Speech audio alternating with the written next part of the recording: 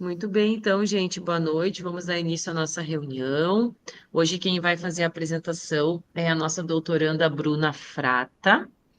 E então, Bruna, fica bem à vontade. Não sei se tu vai começar falando do artigo primeiro e depois tu vai abordar Sim, teu até trabalho. antes de colocar em tela cheia, eu vou explicar um pouquinho por que eu escolhi, tá? Enfim. Então, Na tá. verdade, nem era esse artigo, eu estava esperando um de uma autora, que eu não estava conseguindo acesso, e ela me enviou ontem. Daí eu até coloquei ele no final como sugestão, porque eu estava vendo ele muito em muitos lugares, mas eu não estava conseguindo acesso a ele. E aí eu acabei entrando em contato com a autora e tal, aí ela me enviou, mas aí eu recebi ontem, então eu até coloquei no final, tá? Esse é um artigo que tô quebrando um pouco a cabeça em cima dele, então eu trouxe ele também para a gente discutir. Ele me trouxe várias coisas diferentes do que eu tô acostumada e do que eu já vi. Então eu tive que pesquisar bastante coisa, tá? Então vocês vão ver que eu não vou ter assim, ai meu Deus, domínio das tabelas, mas eu fui estudando, eu acho que eu vou conseguindo explicar, e enfim, se vocês também forem tendo considerações, mas eu achei que é importante porque ele é um artigo que para mim ele não foi tão simples, e eu achei que talvez para o grupo também seria interessante algumas características, algumas coisas dele, tá? Ele tem a ver com um dos desfechos, né, principais que eu vou estudar, que é o equilíbrio, tá? Equilíbrio ali, estabilidade postural. Então, por isso também que eu escolhi esse artigo, tá? Então, eu vou compartilhar em tela cheia. E aí, qualquer coisa também vocês podem ir prof também, se tu quiser ir interrompendo, enfim, se tu tiver alguma coisa que tu achar que não fica muito claro, tá? Tranquilo. Tá aparecendo em tela cheia, tudo certo? Tudo certo. Tá. Então, o artigo que eu escolhi, ele é intitulado Efeitos das intervenções de exercício físico sobre o equilíbrio, estabilidade postural e mobilidade geral na doença de Parkinson. Ele é uma meta-análise em rede, que isso foi uma das primeiras coisas que me chamou a atenção, tá? Então, aqui eu só trouxe uma relação, né, para relembrar o que é um estudo de meta-análise, né, para quem é mais novo no grupo, enfim, que ele é uma análise estatística que combina os resultados de vários estudos sobre o mesmo tema. É uma técnica de pesquisa que usa a estatística para sintetizar as evidências e resumir os resultados. Tem uma diferença entre a meta-análise tradicional e a meta-análise de rede, que é o caso desse estudo, tá? Então, a meta-análise tradicional, ela compara diretamente os grupos com base nos dados originais, então, um grupo com o outro grupo, né? E a meta-análise em rede, ela utiliza dados de comparação indireta, que a gente vai ver aqui no próximo slide, tá? Então, aqui eu trouxe esse quadrinho, né, essa tabelinha, que ele dá as características da meta-análise tradicional e da meta-análise de rede. Então, que um faz comparações só diretas, no caso do tradicional, e o outro faz as comparações diretas e indiretas entre os tratamentos. Então, um exemplo, na tradicional, ele compara o tratamento A com o tratamento B. E na de rede, ele compara o tratamento A com o C, mesmo que eles não tenham sido comparados diretamente, tá? A meta-análise tradicional, ela é mais simples, mais direta, a gente vê mais, né? A de rede, ela é mais complexa, ela envolve uma rede de tratamentos, então, e elas têm limitações, né? A tradicional, ela é mais tranquila, então, se ela tem uma comparação direta ali entre os tratamentos, ela pode ser utilizada. Já a meta-análise de rede, ela depende da consistência das comparações indiretas. Então, não é qualquer estudo que pode ser feito essa meta-análise de rede, tá? Então, ela é como se fosse uma extensão da meta-análise tradicional, tá? Ela é, não sei, é uma extensão mesmo, ela é um extra dessa meta-análise tradicional. Uh, Desculpa. Então, aqui eu só trouxe também algumas diferenças, né, sobre os desfechos principais desse estudo, que são equilíbrio, estabilidade postural e a mobilidade geral, né. Então, que às vezes a gente acaba equilíbrio, estabilidade postural, se a gente pensa assim, parece muito próximo, né. Então, para categorizar bem, que o equilíbrio ele é a capacidade de controlar a nossa massa corpórea, integrando o sistema sensorial, músculo esquelético e nervoso, em resposta a uma mudança de condições ambientais internas ou externas. Então, o quanto, né, eu vou conseguir me manter, controlar o meu corpo em diferentes situações. E a estabilidade postural, ela é um equilíbrio que compromete a capacidade de manter ou mudar a postura. Tá? Qualquer déficit, tanto de equilíbrio quanto de estabilidade postural, ele vai aumentar a incapacidade desse paciente, aumentar o risco de quedas. Desculpa se vocês escutarem, é o Santiago chorando, tá? A diminuição do desempenho nas atividades de vida motora e a diminuição da qualidade de vida. Tudo isso vai impactar na mobilidade geral, tá? O objetivo desse estudo foi, então, avaliar qual tipo de intervenção, né, qual o tipo de exercício físico teve um efeito mais benéfico nessas 3 variáveis, no equilíbrio, estabilidade postural e mobilidade em pacientes com doença de Parkinson. Nos métodos, então, ela seguiu, né, ela foi conduzida de acordo com o PRISMA, que a gente já estudou aqui no grupo em algum momento, que é um conjunto de diretrizes, né, para elaboração de revisões sistemáticas e meta-análises, que ela garante que as revisões sejam mais transparentes, mais reprodutíveis. Foi também conduzida de acordo com o manual da Cochrane, que é um documento que fornece também diretrizes bem detalhadas para a realização dessas meta-análises e revisões sistemáticas para melhorar a qualidade da evidência, e também foi registrada previamente, né, no Próspero, com esse número que tá aí descrito. Quanto às fontes de dado e busca, então, foram pesquisados nesses 3 bancos de dados, no PubMed, no Cochrane e na Web of Science. Foi pesquisado artigos, né, desde sempre até o início de 2022, e a estratégia de busca, ela combinou alguns termos. Eu vou mostrar aqui no próximo slide uma estratégia de busca, tá? Uma tabela que mostra estratégia de busca, que eu acho que fica mais fácil. Acho que a maioria já tem, né, já conhece, mas eu achei interessante trazer, porque esse artigo ele trazia vários anexos, e aí um deles era esse, tá? Então, que mostrava a estratégia de busca, e aí mostra, por exemplo, que o Parkinson ele podia ser combinado com todas essas palavras da segunda coluna e com as palavras da terceira. Então, o Parkinson podia ser com exercise e com balance, por exemplo, ou ele podia ser com a resistência e com o equilíbrio. Então, ele podia ter várias combinações diferentes. E foi aí que eles acharam a quantidade de estudos que acharam, tá? Quanto aos critérios de elegibilidade, então, de inclusão, foram escolhidos, né, ensaios clínicos randomizados. Os participantes tinham que ser adultos com doença de Parkinson.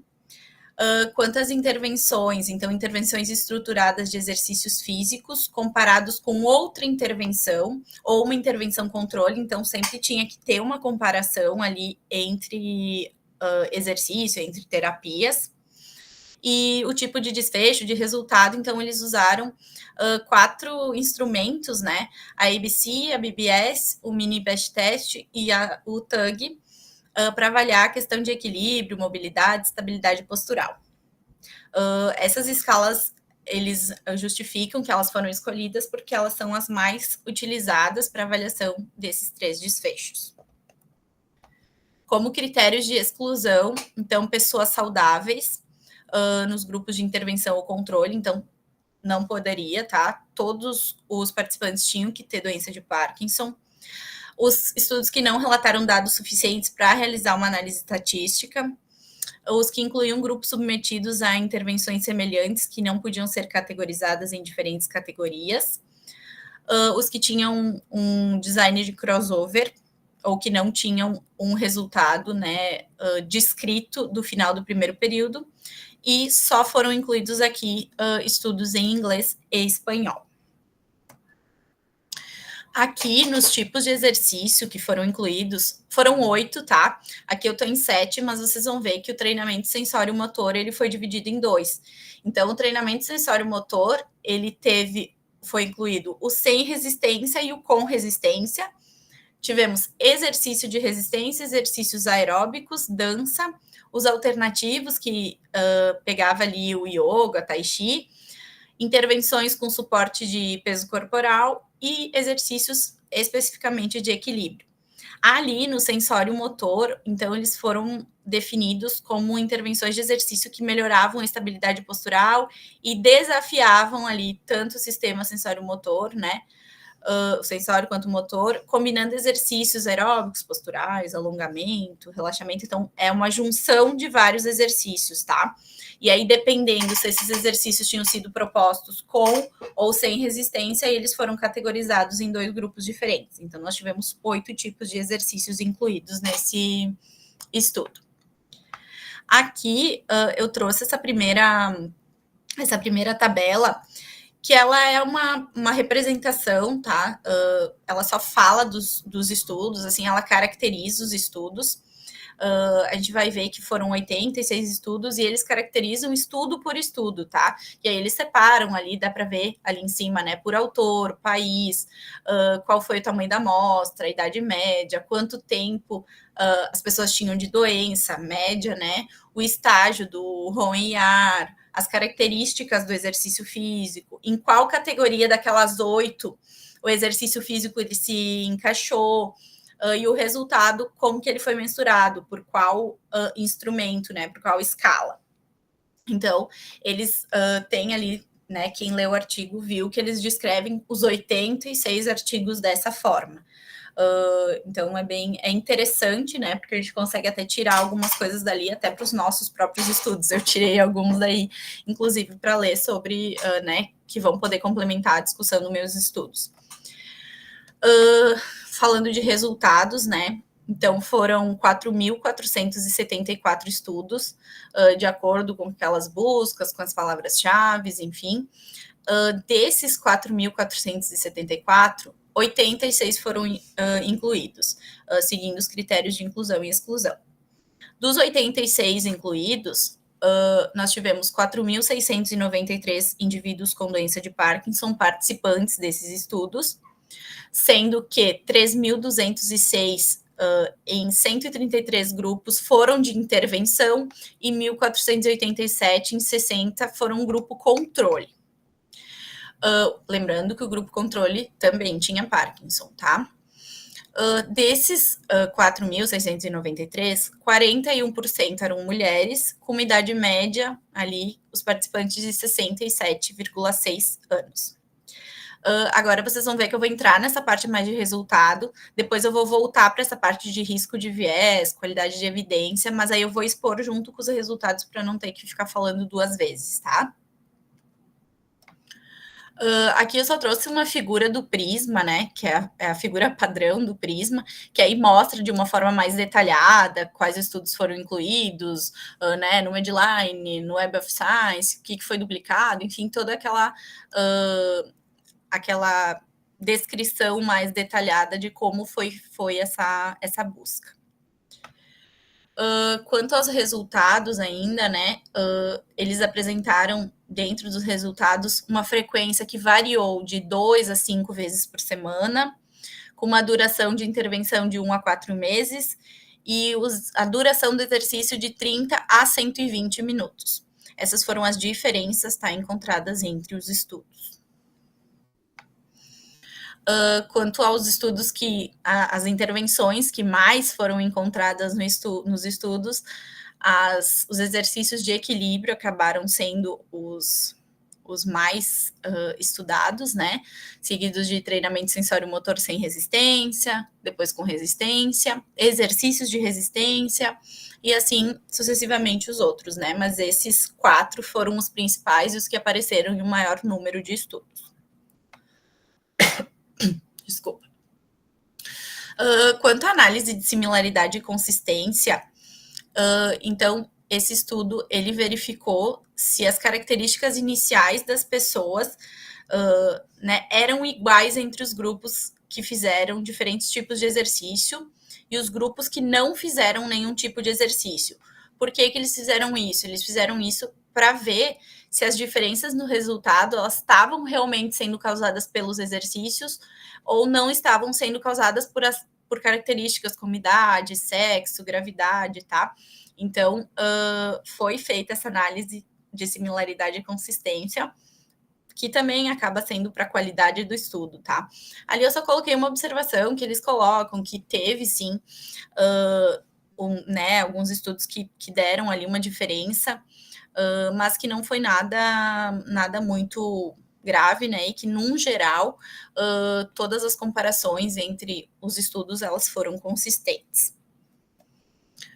Quanto ao risco de viés, então ele foi avaliado, né, por esse, acredito que é Rob2, não sei, que é uma ferramenta, tá, que avalia o risco de viés de ensaios clínicos randomizados. Ela é desenvolvida pela Cochrane, então ela é bastante utilizada em revisões sistemáticas.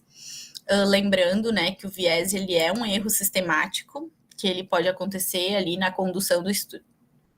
Desculpa, na condução do estudo, e pode nos levar a resultados que não são tão corretos, né? Então, a qualidade metodológica, ela sempre vai estar ligada a um risco menor de viés. Então, aqui, eles avaliaram de uma forma, assim, separada, né? O risco geral de viés, que aí mostrou, né, que 52,3% tinham alguma preocupação com o viés, 39,5% tinham um alto risco de viés. Foi relativamente alto, né? Quanto ao processo de randomização, 31% teve alguma preocupação e 63% teve um baixo risco de viés. Quanto ao desvio das intervenções previstas, 46% teve alguma preocupação. Na medição dos resultados, 84,9% teve um baixo risco de viés, e quanto aos resultados reportados, 88,4% tiveram alguma preocupação, tá? Então, esse estudo, ele teve, sim, né, num geral, alguma preocupação com o risco de viés. Mas, quando a gente fala daí da qualidade de evidência, né, da qualidade metodológica, enfim, a gente avalia pelo grade, que também acho que foi estudado aqui pelo grupo já. Então, a maior parte dos estudos, eles tinham um grau de evidência moderado, uma parte significativa tinha, né, tinha qualidade baixa ou muito baixa. Esse instrumento, ele avalia a qualidade e a força de recomendação em saúde, tá? Então, ele mostrou que realmente os estudos não estão tão robustos quanto se gostaria nesse estudo, mas aí a gente vai discutir depois na junção deles quais foram os principais resultados, tá? Então, oi. Bruna, eles não chegaram a nem colocar como material suplementar alguma coisa sobre a qualidade e o risco de viés em separado de cada estudo? Eles só fizeram essa apuração geral, mas não Separado, não. chegaram a fazer. Porque isso é uma coisa interessante, né? Porque daí a gente. Seria legal, assim, eu queria saber qual esse estudo aqui Qual foi que melhor e para qual foi, mim, né? como que ele está nessa classificação, porque geralmente, só que claro, quando a gente faz as revisões sistemáticas, que é pouquinho estudo, a gente sempre coloca, mas para um estudo assim, às vezes seria interessante nem como colocar como material suplementar, eles a tabela separado, né, dessa avaliação de cada um dos artigos para a gente ter essa informação, né? Depois eu até posso passar para vocês todos os anexos e apêndices, enfim, que vieram, tá? Então, são vários, até a gente nem vai conseguir discutir todos, assim, mas eles têm vários, é bem completo o estudo, tá? Eu não vi esse, posso dar uma olhada de novo, mas eu não vi nada. O que tinha... Deve ter, porque para eles chegarem nesse número, eles têm que ter feito, né? Depois eu já vejo e qualquer coisa eu mando no grupo, mas o único que eu vi que tinha todos os estudos era realmente aquele que descrevia as características, sabe? Que daqui a pouco dava para ter sido até lá, né, prof? Sim, porque tem várias coisas que tu avalia, né? Geralmente tu coloca o nome do autor e ele fica em 5, 6 colunas ali, né? Sim. Mas tudo bem, só mesmo Tá. para eu saber. Mas aí depois eu dou uma conferida de novo, mas eu, pelo que eu lembro, não, tá? Então, agora indo mais para a parte de resultados mesmo, tá? nas diferentes escalas, nos diferentes instrumentos. A gente vai olhar instrumento por instrumento, tá? Esse ABC, ele é uma escala de confiança no equilíbrio específica para atividade. Ele é um questionário que avalia a confiança das pessoas em realizar as atividades de vida diária sem perder o equilíbrio. Ele é um questionário de 16 itens, no qual o paciente, né, vê essa autoconfiança, e ele vai numa escala de 0 a 100. Ela é uma escala bem rápida, né? E o 0, então, pontuações mais baixas, mais próximas do 0, indicam nenhuma confiança, e quanto mais próximo do 100, indica plena confiança, tá? Aí eu trouxe aqui essa tabela, tá? Que aí sim aqui tinha separado por escalas, que mostrava, né? O estudo ele avaliou o impacto das diferentes modalidades ali, das 8 modalidades de exercício, e aí ele avaliou em cada uma das escalas. Então, ele avaliou primeiro na ABC, né? E ele mostra, e aí isso é uma das coisas que eu tive que pesquisar, que eu não sabia o que era, que era esse SUCRA, né? Não sei, deve ser a sigla, enfim, mas eu não sabia o que era isso, tá? E aí, enfim, eu fui pesquisar, e aí ele fala que ele é uma superfície sob classificação cumulativa. É um método de classificar os tratamentos dentro das meta-análises de rede, tá? Então, ele mostra que os valores, eles variam ali de 0 a 100%, ou de 0 a 1, né? E valores mais altos dessa variável indicam que ele tem uma maior indicação, né, uma maior probabilidade de ser um bom tratamento, um tratamento eficaz. Então, é uma coisa assim, não sei, prof, se tu quer complementar alguma coisa, mas pelo que eu pesquisei, é nesse sentido. Eu não tinha, assim, um conhecimento sobre isso. Se eu tinha visto já em outro lugar, passou mais batido, mas dessa vez eu realmente fui atrás. E aí, ele, então, nessa tabela, ele mostrou, né, ali onde eu circulei, que o balance, ou o equilíbrio, ele foi o que teve uma melhor, os exercícios de equilíbrio foi o que teve um melhor impacto nas diferentes modalidades ali, tá? Comparado ali, a gente pode ver, por exemplo, a pontuação ali, né, dos de...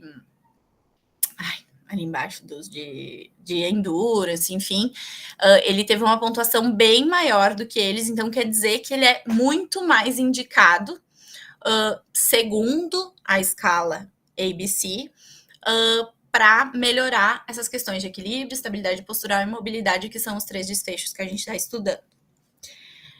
Eu fiquei, volta um pouquinho ali, eu fiquei bem surpresa com o suporte de peso corporal, não, porque a gente não esperava muito, assim, tivesse E um ele, valor bom. em vários, né, em vários ele apresentou, né, prof, ele se apresentou bem, né? Pois é, porque a gente acaba utilizando ele mais para marcha, enfim, né? Porque, assim, dependendo da abordagem e como esse paciente é posicionado no suporte de peso corporal, essas pessoas ficam bem pelo contrário, né? Eles usam o suporte de peso para suportar o equilíbrio, né? Então, eles não ficam se desafiando ou fazendo uma força. Então, isso é uma coisa muito que a gente cuida quando a gente faz, né? Quando a gente usa esse tipo de tratamento, para a pessoa realmente não, porque às vezes eles encaixam ali na cadeirinha, no suporte, né? E não trabalham a postura, acabam trabalhando só o movimento repetitivo, enfim, dos membros inferiores, né? E eu me surpreendi, assim, com esse dado aqui, do E suporte. talvez não sei também, prof, se não vai variar de instrumento para instrumento, né? Porque daí alguns vão ter mais sensibilidade para uma Uhum. coisa, outros para outras, né? Mas esse instrumento é muito bom e a gente não costuma usar. Não, Eu pois nunca é, tu sabe usei que esse quando eu vi, eu ABC, tive que pesquisar sobre ele, eu também não. eu nunca usei, ele é bem bom, porque ele avalia em cima de atividades, assim, sabe? É bem mais funcional. As pessoas, a gente acaba ficando sempre no Berg, no Sim, Berg. sim, sim, É bem verdade. legal. Mas dá até pra gente se aprofundar nele, porque ele parece ser simples e rápido, né? Também, Rápido. a realizar. Mas enfim. Então, passando agora para o Berg, que é o que a gente está mais acostumado também, né? Acredito que a maioria conheça. Ele é uma escala objetiva de 14 itens, usado para determinar a capacidade do paciente de manter o equilíbrio e a estabilidade postural com segurança. Então, eles são várias tarefas pré-definidas, né? Então, quanto maior a pontuação, melhor o equilíbrio, quanto menor a pontuação, maior o risco de quedas. Então, ele vai ali até 56, acho que é, né? E aí, pontuações inferiores a 45 indicam que o indivíduo tem um maior risco de quedas. Aí, aqui eu trouxe de novo aquela mesma tabela que eu trouxe antes ali no ABC. E aí, ele mostra que aqui o suporte de peso corporal ele teve bastante diferença, ele foi, né, amplamente indicado em relação ao grupo controle. Lá na outra a gente não viu tanta diferença, né, no grupo controle, mas aqui o grupo controle ficou bem atrás das outras terapias quando avaliado pela escala de Berg. Então aqui seria 80%, né? Então, nesse caso, o suporte de peso corporal, ele acabou tendo uma melhora significativa em comparação ao grupo controle. Não, e a dança também, né? A dança e as terapias Sim. alternativas Eu não que a estou gente falando vê as que outras, mas na verdade, né, a gente vê bem que legal. tem alguns bem Sensacional. próximos, né? As terapias alternativas aqui deu muita diferença no Berg, né? Se a gente for parar para pensar, as alternativas estão muito próximas ali do suporte de peso corporal, né? E aí é Tai Chi, enfim, essas outras terapias. Então foi bem. E foi bem. Eu acho que o instrumento também foi bem sensível, né? A esse tipo de terapia. Quanto ao mini best test, é um teste também relativamente que a gente está acostumado, né? O teste, ele tem originalmente 36 itens, essa é uma versão abreviada, que tem 16 itens, daí avalia restrições biomecânicas, limites de estabilidade, ajustes posturais antecipatórios, resposta postural, orientação sensorial e estabilidade durante a marcha. Aqui a pontuação 0, né, de cada item indica que a pessoa não consegue realizar a tarefa, uma pontuação 2 indica que a pessoa consegue realizar normalmente a tarefa. Então, quanto maior a pontuação, melhor está a pessoa, né? E quanto menor a pontuação, pior está essas questões de estabilidade, postura, enfim.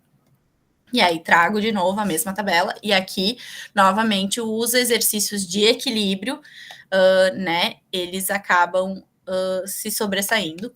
Ao grupo controle a gente até espera, né, mas se sobressaindo a outras terapias, né, como de resistência, enfim. E daí ele descobriu, né, que os exercícios de equilíbrio, eles tiveram efeitos mais positivos sobre o equilíbrio, sobre a estabilidade postural e sobre a mobilidade geral. Ali também, de novo, né, a dança, ela aparece também, as terapias alternativas também, os exercícios de resistência, eles aparecem ali bem próximos também, como exercícios bastante indicados. E o TUG, que é um também que eu acho que grande maioria aqui no grupo usa, quem trabalha com Parkinson, né? Que ele mede o tempo necessário para levantar de uma cadeira, caminhar 3 metros, virar e sentar de volta nessa cadeira. Ele avalia a mobilidade geral, equilíbrio, risco de quedas e desempenho. E aí, nessa tabela em específico, os exercícios, né, de resistência e de treinamento sensório-motor com resistência foram os mais recomendados. Também com uma diferença grande em relação ao grupo controle, mas foram os mais indicados, tá? Prof, alguma colocação ou alguma dúvida sobre essas tabelas? Ou, enfim, alguém quer falar alguma coisa? Eu não, só tô achando super interessante. Esse artigo, ele é maravilhoso. É legal, né? Eu também Ah, gostei, só não. que nem eu disse, eu tive que quebrar bastante a cabeça porque tinha bastante coisa nova para mim, assim, Mas é sabe? que ele não é um artigo comum, guria. Sim, Meta-análise de tradicional, né? rede é uma coisa super Aham. nova. Por exemplo, eu não sei fazer meta-análise de rede. Aham. Eu É, acho excepcional, porque assim, ele junta vários artigos, ele te dá dados, assim, super importantes. E às aham. vezes a gente fica com algumas meta-análises com 4, 5 artigos que tu nunca Uhum. consegue concluir uma coisa Sim. realmente palpável, e essas meta-análises de rede são espetaculares, assim. É, até no próximo slide eu vou mostrar esta tela. Que essa aqui foi a que me fez, né, quebrar um pouco A, mais a cabeça, porque eu nunca tinha visto isso. E aí a, eu é, fui. a Fran quer falar um pouquinho, Bruna, peraí, Fala, fala. Fran. Ah, tá, é que eu não tô enxergando. Podem me Não, interromper, pessoal. Fala, Fran. Desculpa, tava. Eu não quero atrapalhar, Bru, mas como eu não sou muito do Parkinson, isso do com resistência, sem resistência, eu não entendi muito bem. Eles falam o que eles usavam em cada. É que como foram vários estudos, né, eles não eles diziam, se colocava algum tipo de resistência, eles colocaram para o grupo com resistência. E se não tinha nenhum tipo de resistência, né, aí se era só tipo peso corporal, assim, acabava sendo sem resistência. Não tem descrito assim. Talvez naquela tabela de todos os estudos, mas não tem nem não vi assim nenhum que descrevia exatamente o que era essa resistência, né?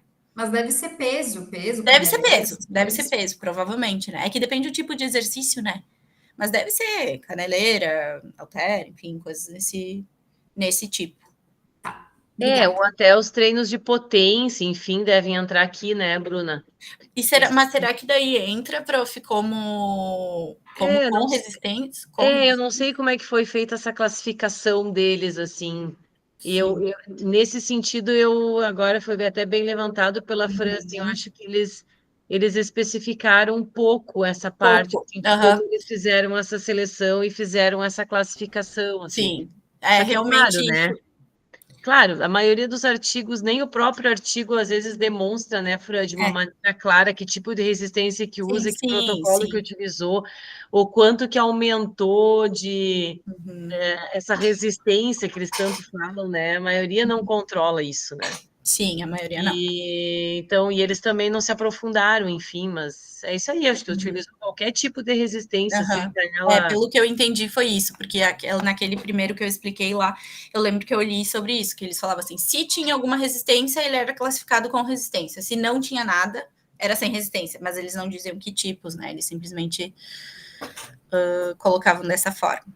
Tranquilo. Obrigada. Desculpa atrapalhar. Não, imagina. Me interrompam, tá? Que eu não enxergo vocês, então qualquer coisa.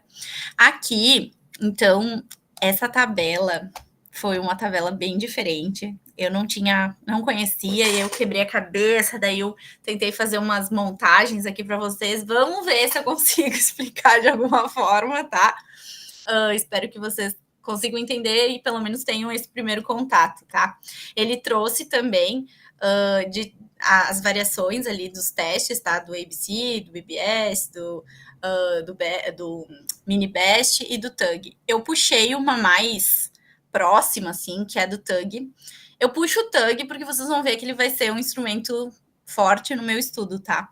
E então, por isso que eu tô puxando mais pro lado dele. Mas aqui, então, né, ela é uma tabela que ela compara os diferentes tipos de exercício e como eles afetam o TUG. Então, essa tabela ela usa duas maneiras de comparar os efeitos dos exercícios. Eles falam que a parte de cima, esse triângulo, né? Esse triângulo de cima, ele é a parte que compara da meta-análise tradicional, que ele compara diretamente os efeitos dos diferentes tipos de exercício, né? Então, o exercício em grupo, o exercício controle ali. Já essa parte de baixo, esse triângulo de baixo, ele compara indiretamente os exercícios com base nas comparações que já foram feitas em outro tratamento. Então, ele é a parte da meta-análise de rede. Então, a parte de cima ali, do triângulo de cima, é mais a parte de meta-análise tradicional e a de baixo seria a meta-análise de rede, tá? Eu vou tentar explicar um pouquinho melhor aqui. Então, nessa parte superior da tabela, né, ver a linha do controle, do exercício de equilíbrio. Aqui eu peguei um exemplo, tá? Então, o controle com o equilíbrio, por exemplo, a gente teve ali um valor de menos 34. Esse valor, ele representa a diferença média no desempenho desse teste de equilíbrio, tá? Então, do TUG, no caso, entre o grupo controle e o grupo que fez o exercício de equilíbrio. Deu para entender? Mais ou menos? Por isso que é negativo, né? Sim, isso. Daí é isso que esse era um ponto que eu ia falar. O sinal negativo, ele indica, né, que o exercício de equilíbrio ele foi melhor que o controle no caso. Então, ou seja, as pessoas que fizeram esse exercício, elas se sobressaíram em relação, melhoraram mais, né, em relação às pessoas que eram do grupo controle. Vocês conseguiram entender um pouquinho como funciona a tabela? Sim. Tá. Eu no início, assim, eu quebrei um pouco a cabeça porque eu não achava onde achar isso, mas aí eu acho que a gente tá indo no caminho. Também qualquer coisa, o prof pode me cortar. E por que que alguns estão grifados, Bruna, e outros Eu não? acho que é só, prof, eu acho que é por causa dos resultados, pelo que eu vi, tá? Eles são os resultados que foram mais importantes, tipo. Deve ser significância, né? Isso, mais significantes. Então, tipo. Isso não é uma correlação, Bruna? Eles não chegam a falar de correlação nessa meta-análise? Correlação, não. Não. Porque eu não sei, prof, sinceramente, assim, esse aqui até eu até nem achei muitas, né? O texto ele até descreve ali algumas coisas, mas eu não achei nem muita coisa no texto. Eu achei muito mais uma tabela ali, e aí tem algumas coisas no texto que explica, assim, mas eu não consegui achar uma explicação para a tabela no texto, sabe? Uma coisa mais descritiva, assim. Ela descreve, se a gente for olhar ali, deixa eu ver, ali nos. Onde é que eu estava olhando? Onde tu mostra cada um dos, né, da escala do Berg e tal. Eles têm várias, né? Os exercícios alternativos mostraram resultados positivos, e aí tem entre parênteses e tal, mas de uma forma bem mais descritiva, né? Eu não consegui entender a tabela em si, por isso que eu tive que ir atrás de outras coisas para conseguir tentar entender a tabela, tá? Porque se tu for olhar no texto, vai estar tudo descrito no texto, mas não vai. A tabela em si, eu não. Que nem eu te falei, eu trouxe mais para a gente discutir, tá? Não sei. Deixa eu só. Tenta dar uma olhadinha. Deixa eu ver aqui que eu peguei ele impresso.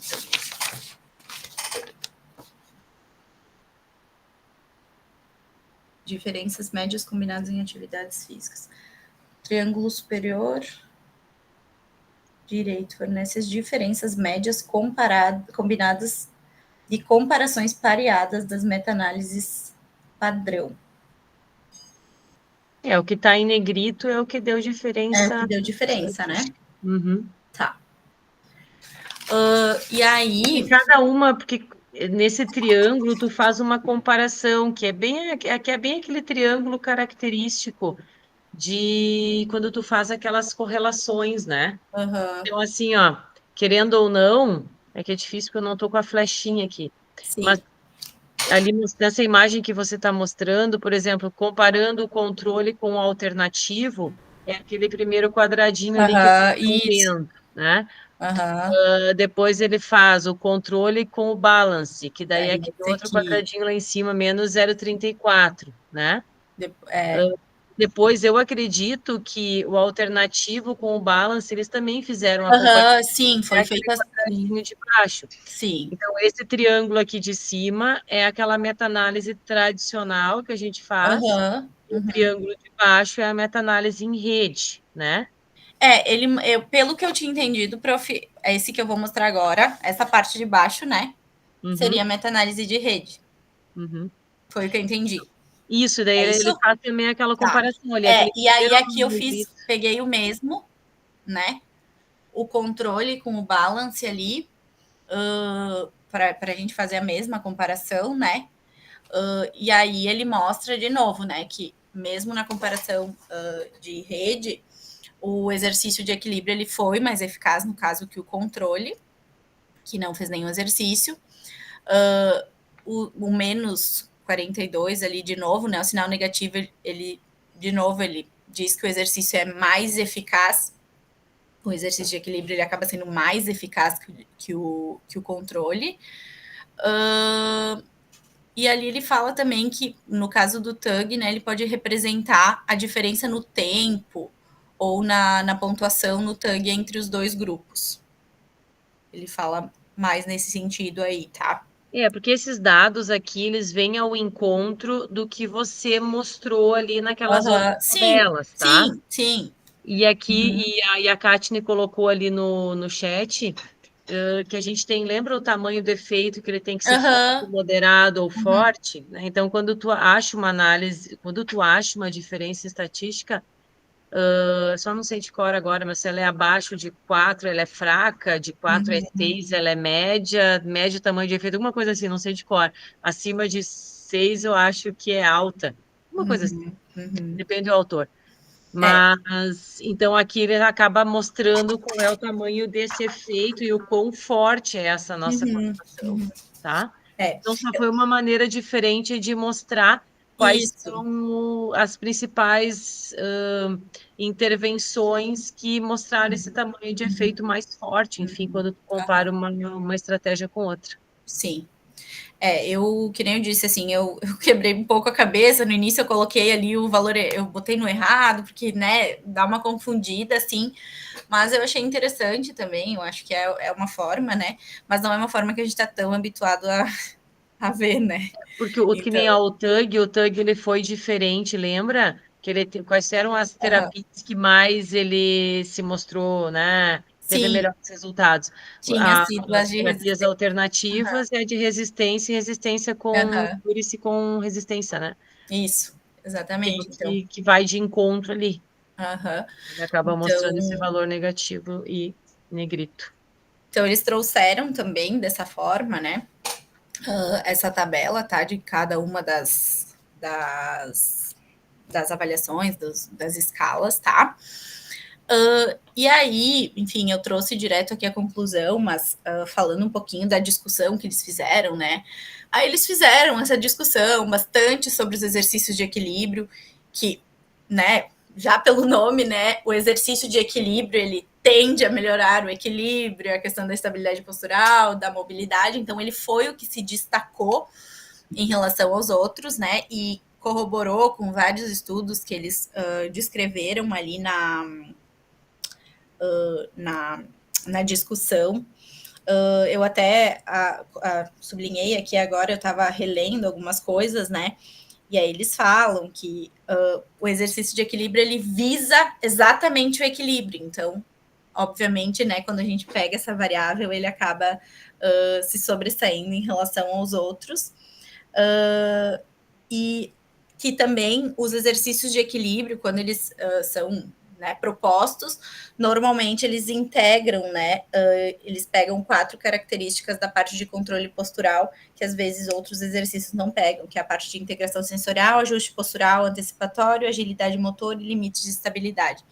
Então, esse estudo ele foi bastante direcionado, né, embora tenham aparecido também outros exercícios que foram benéficos, esse foi um dos destaques principais.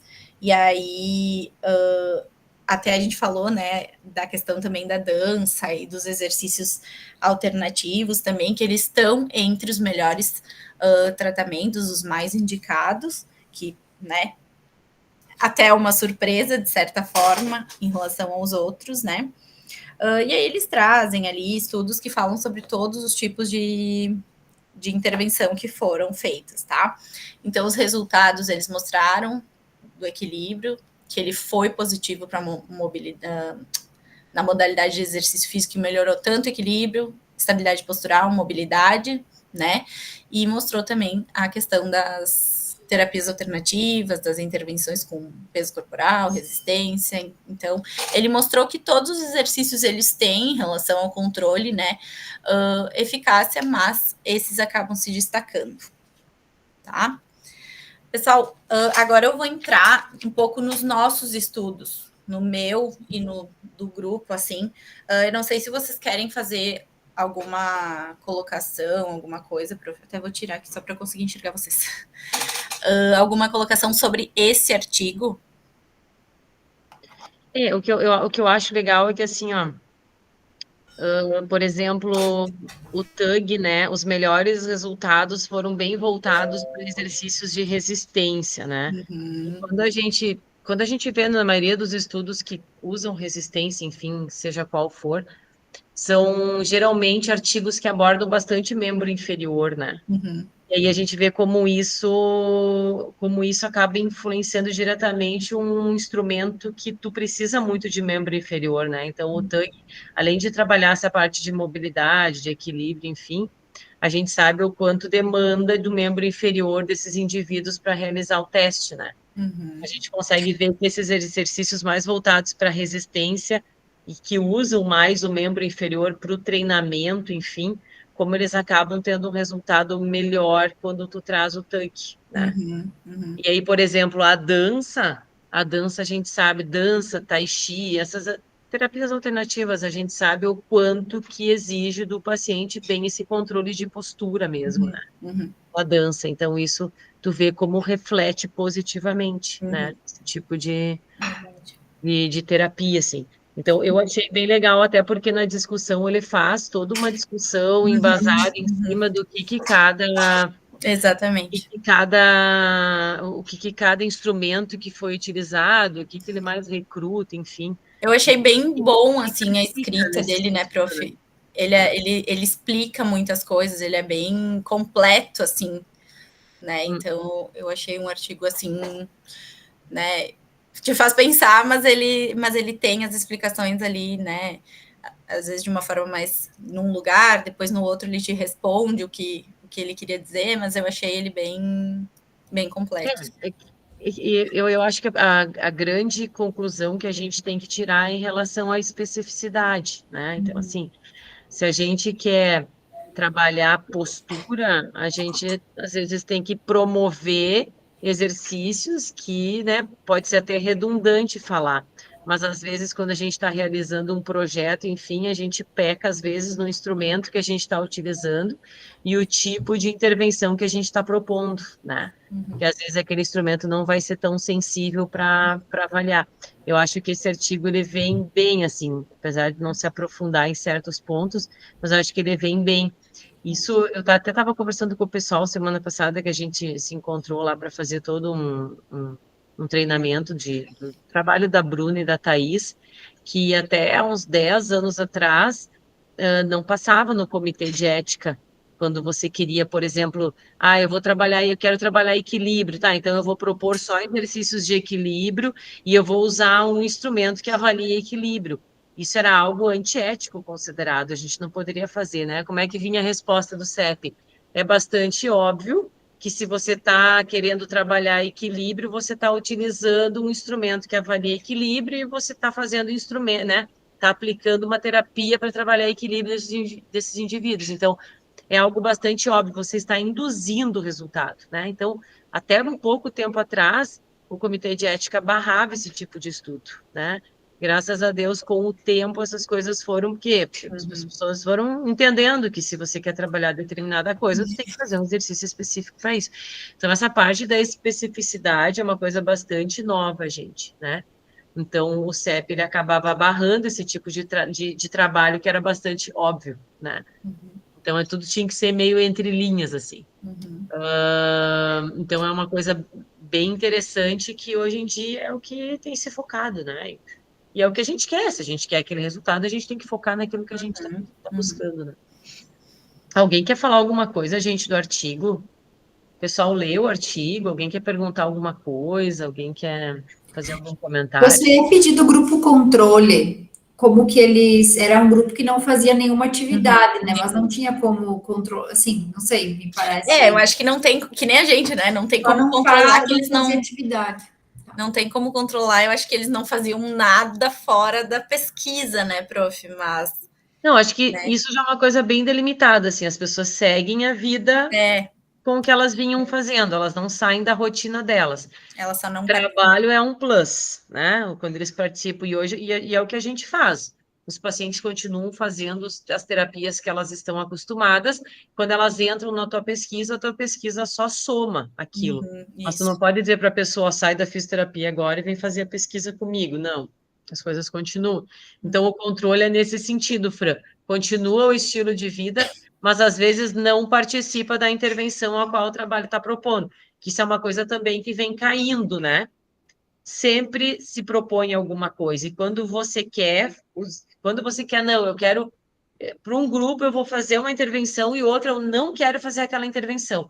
O comitê de ética agora só aceita se no término do teu trabalho você pegar esse grupo, o controle que tu não fez nada e tu aplicar a intervenção nele. Nem que isso não sirva para dado, mas tu vai ter que submeter essas pessoas ao protocolo também. Então, assim, não pode, né? Isso é uma coisa que antigamente se aceitava, agora não se aceita mais. Pelo menos o nosso aqui. Às vezes a gente ainda vê trabalhos que o controle não faz nada, mas aqui o nosso CEP só aceita sim. Isso é uma coisa bem importante. Mas é uma das limitações do estudo, a questão do controle, se vocês dessem lá, vocês veem que eles falam, por causa que os controles, eles fizeram uma coisinha ou outra, né? Processo educacional de equilíbrio e tal. A gente diz, não tem como, né? Só que cada estudo é tudo um grupo controle, né? Eles juntaram tudo em controle, mas cada estudo teve um tipo de controle diferente, né? Então isso também é uma... É que eles juntam tudo, né, numa coisa, então eles têm que meio que padronizar, porque nesse ponto que eu quis, Daniel, chegar, acho que não me expressei bem, o controle não é bem o controle, porque eles acabaram... Naquela tabela gigantesca que tem todos os estudos que a Bruna mostrou, eles colocam em caixinhas miúdas o que o controle fez, assim. Aí cada controle faz uma coisinha diferente. É difícil, né? É difícil fazer esse tipo de trabalho, assim, porque é muito heterogêneo, né, gente? Os protocolos são muito heterogêneos. Me chamou a atenção essa parte do risco de viés e da qualidade ali. Eu achei números bem grandes, assim, de risco, assim, que se tem. Então, a gente sabe que desses 86, pouquinhos ali tem uma metodologia bem confiável, vamos dizer assim, né? Poucos são a maioria. Pode ver, tem alguns trabalhos ali que tem Ns de 70 indivíduos em cada grupo, tem outros trabalhos que tem um N bem menor.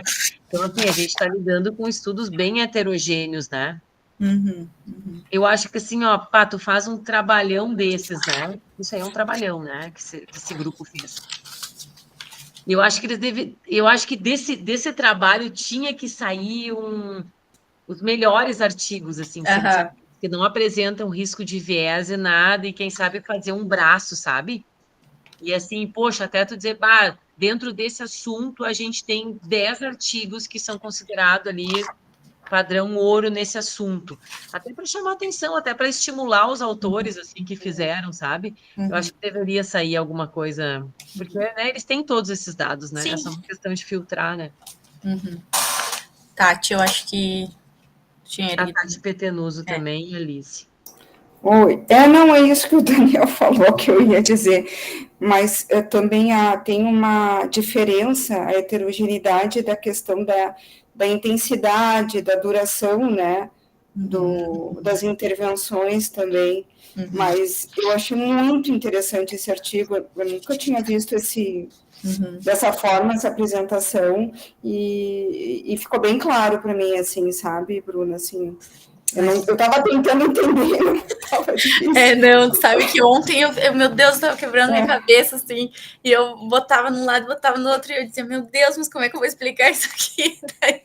Que nesse assunto a gente não precisa sair procurando artigo agora, né? Esse tipo de trabalho, tu tem que guardar ele, se precisa de alguma informação, tu vai ali, daí, esse artigo me interessa, tu vai lá e procura por isso. Sim, é isso. Mas essas revisões de rede, assim, de meta-análise com rede, é uma mão na roda para os pesquisadores. Pode ter certeza que muita gente agora vai se debruçar em cima desse artigo e vai ver onde é que estão as lacunas, onde é que estão os furos para sair novos estudos, né? Então, é bem legal, bem legal. Para pesquisa em si é muito legal. Lise. Eu estava vendo ali, né, que praticamente a maioria dos estudos, a intervenção foi de 1 a 4 meses, né, e eles não avaliaram a longo prazo como que ficou esses pacientes também. Os estudos, né, em si, não teve nenhum estudo que avaliou a longo prazo. Depois, tu quer dizer? Depois que pararam? Fizeram um follow-up? Isso, Não quer.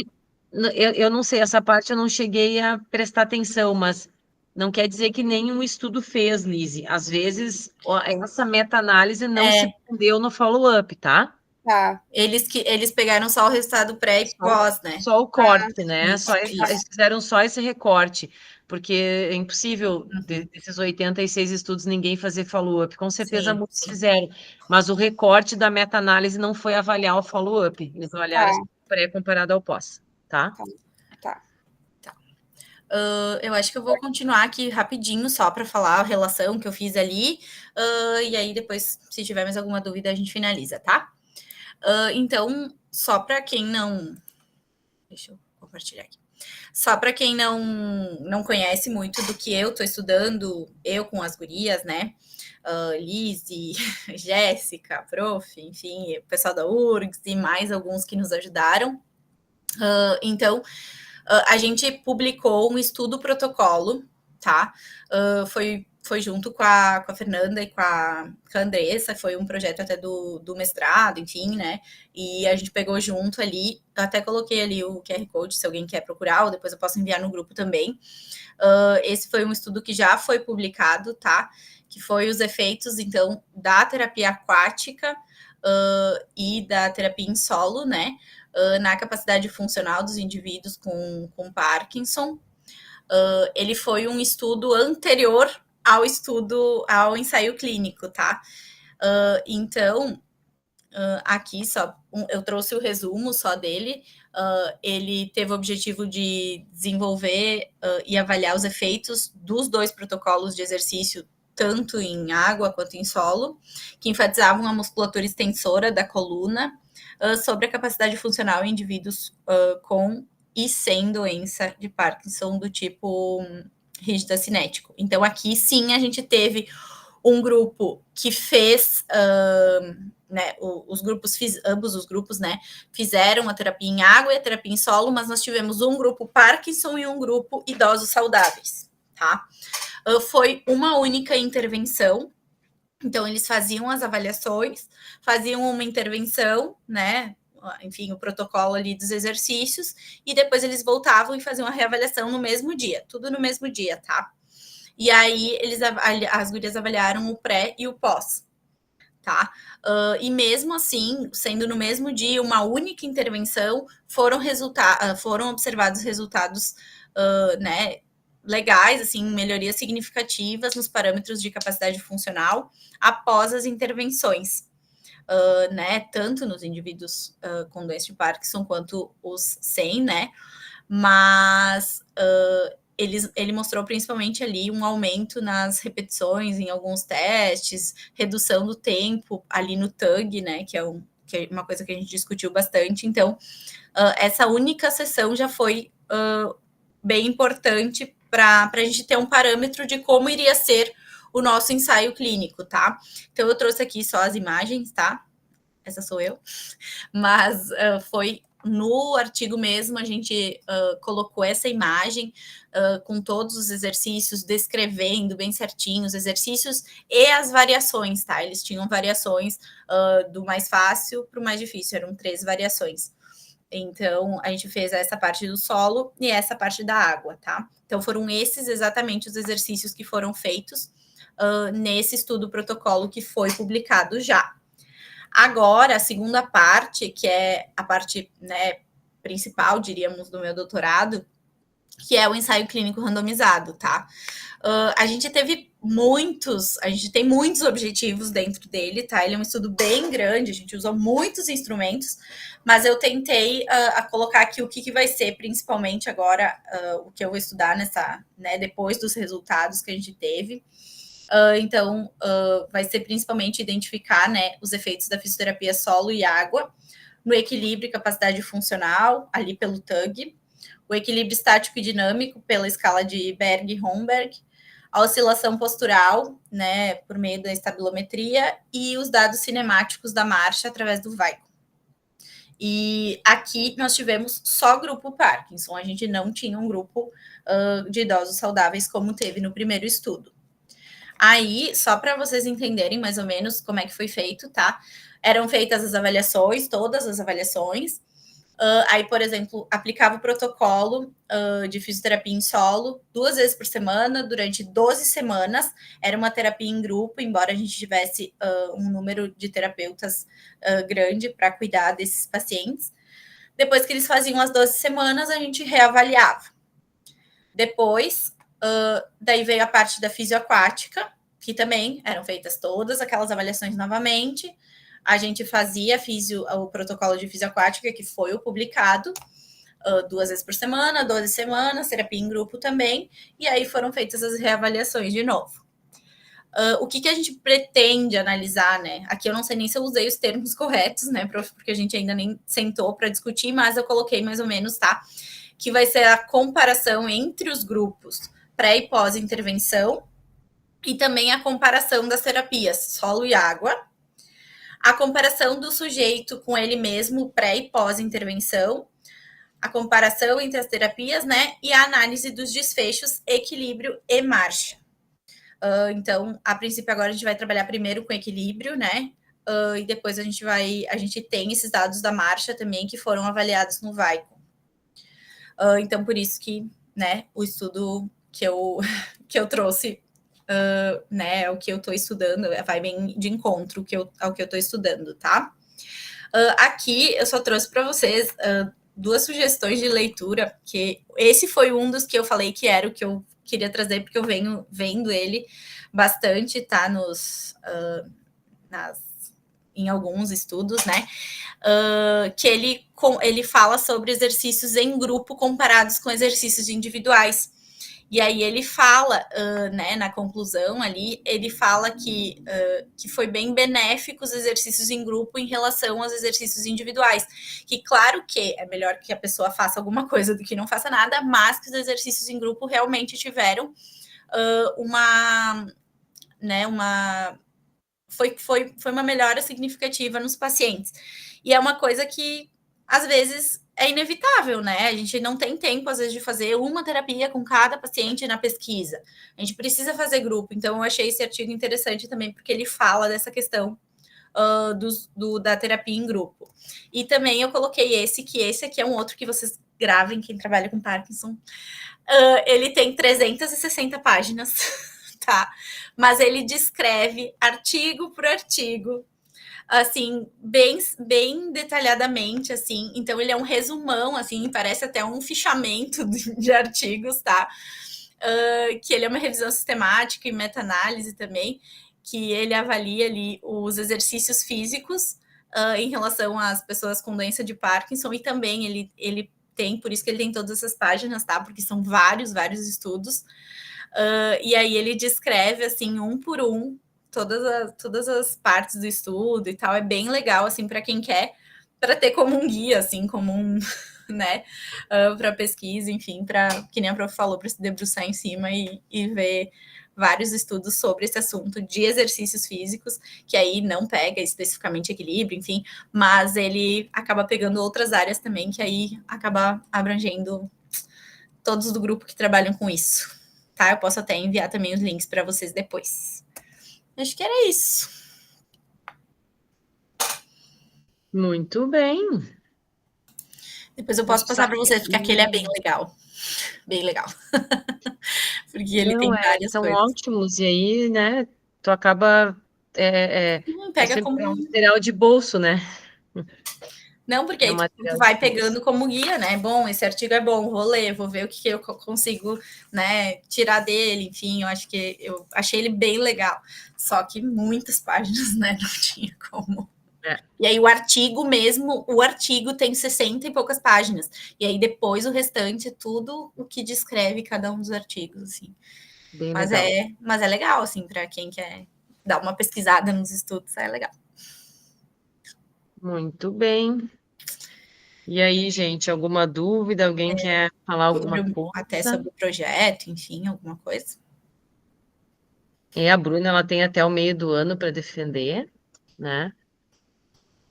Sem churumelas e sem novos prazos, tá? Para não falar outro termo, vamos dizer assim, ó, Com a corda já Corda no pescoço. já tá cianótica já. Nem vai dizer outra coisa. Já tá cianótica. Não, e agora, ainda mais agora. Né? Até uns alunos brincaram comigo. Ai, prof, tá agora na coordenação, fica mais tranquilo. Não, agora que o troço fica Nem pior. era para ter atrasado, né, Na prof? coordenação, se alunos meus atrasarem, tu imagina com que cara eu fico. Né? Então, assim, Não, nem era para ter tem que atrasado, ver. né, prof? Mas eu acho que, enfim, né, depende de vários fatores, mas agora vai. Agora vai. Então, tá bom. Gente, mais alguém? Cadê a Lízia? Lízia, é tu, né? A próxima? Isso, sou eu a próxima. Então tá, senhorita. Depois a gente conversa no particular, daí, se tu quiser. Sim, porque eu vi que a Bruna trouxe a parte do estudo dela, daí eu fiquei pensando, será que trago uma parte ali do meu protocolo? Não trago? Eu acho que sim, acho que tu tem que trazer um artigo que se relaciona com o teu tema. Tá bom. E tu já trazer o que tu tá desenvolvendo, qual é a ideia, né? Do que tu pode desenvolver também, enfim, que são 2 artigos e tal. Aí tu tem que falar um pouquinho do teu trabalho, tá? Tá bom. Então tá, gente. Acho que é isso, sim. Mais nada a declarar. Declaramos encerrada a nossa sessão de hoje. Tá bem? Pessoal. Eu e a Bruna, a gente queria tirar uma dúvida contigo agora rapidinho, pode ser? Pode ser. Tá. Gente, boa noite. Tchau, gente. Boa noite. Tchau. Até mais. Boa noite. Tchau, boa noite. Tchau.